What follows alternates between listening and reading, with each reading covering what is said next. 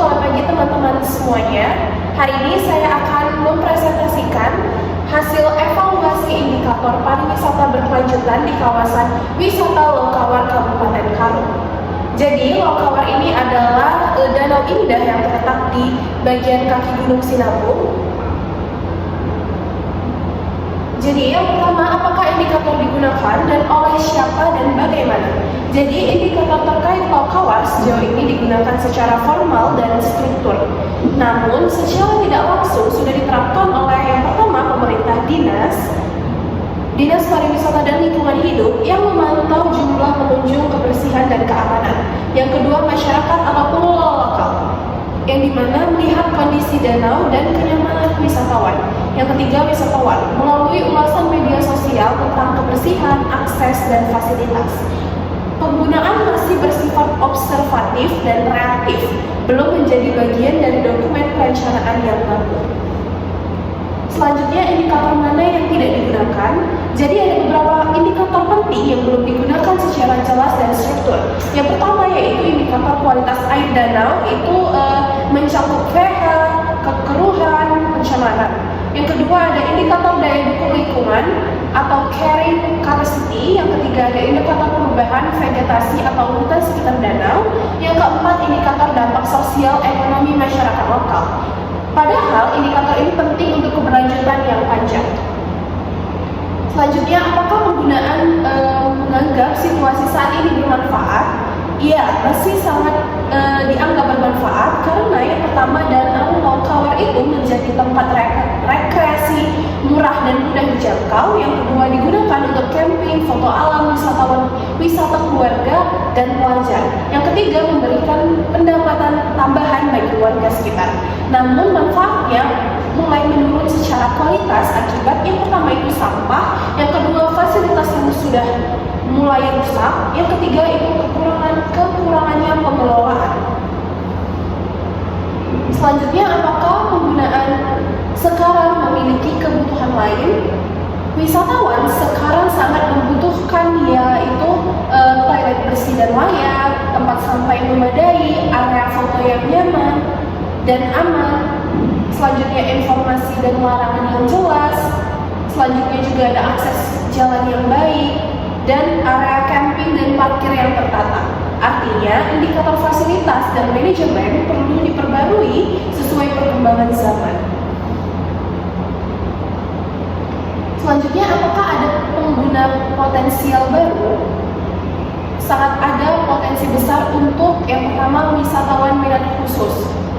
Yang terkhususnya itu adalah ekowisata dan geowisata. Yang kedua ada fotografer alam, yang ketiga komunitas pencinta alam, yang keempat wisata edukasi yang mencakup lingkungan dan gunung api, dan selanjutnya wisatawan luar daerah bahkan mancanegara. Jadi kita nggak cuma berpatokan sama wisatawan dalam negeri, tetapi kita juga bisa mematokannya kepada mancanegara. Namun potensi ini belum maksimal karena rendahnya promosi dan fasilitas. Selanjutnya, apakah indikator saat ini sudah tepat atau perlu bentuk lain? Jawabannya itu perlu bentuk indikator yang baru yang lebih spesifik seperti indeks kebersihan danau, volume sampah per minggu, jumlah kunjungan per hari, tingkat kerusakan lingkungan, kepuasan wisatawan atau survei sederhana. Indikator lama terlalu umum dan tidak menggambarkan masalah di lapangan. Selanjutnya, apakah ada cara baru untuk mengumpulkan data yang lebih efisiensi? Jawabannya adalah ada, misalnya menggunakan Google Form untuk survei pengunjung. Lalu ada dokumentasi foto atau video sebagai bukti perubahan kondisi. Selanjutnya, perhitungan jumlah kendaraan masuk. Yang keempat, ada pengamatan berkala seperti mingguan atau bulanan.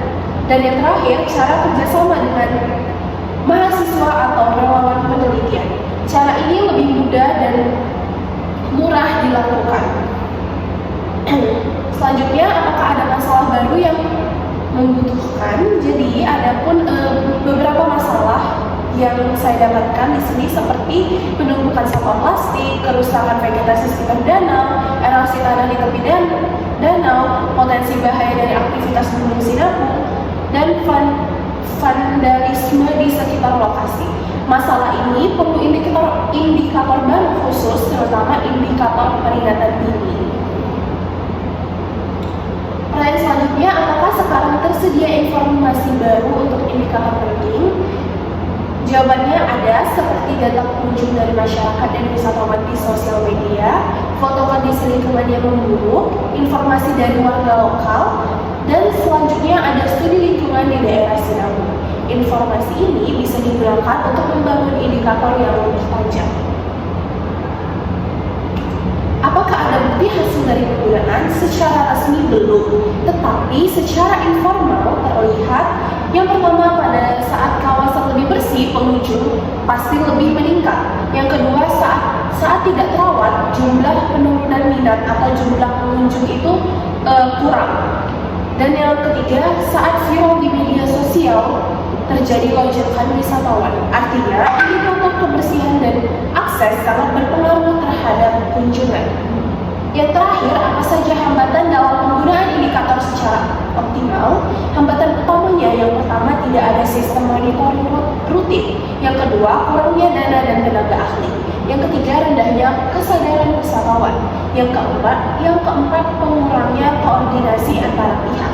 Yang kelima, lokasi dekat zona rawan bencana.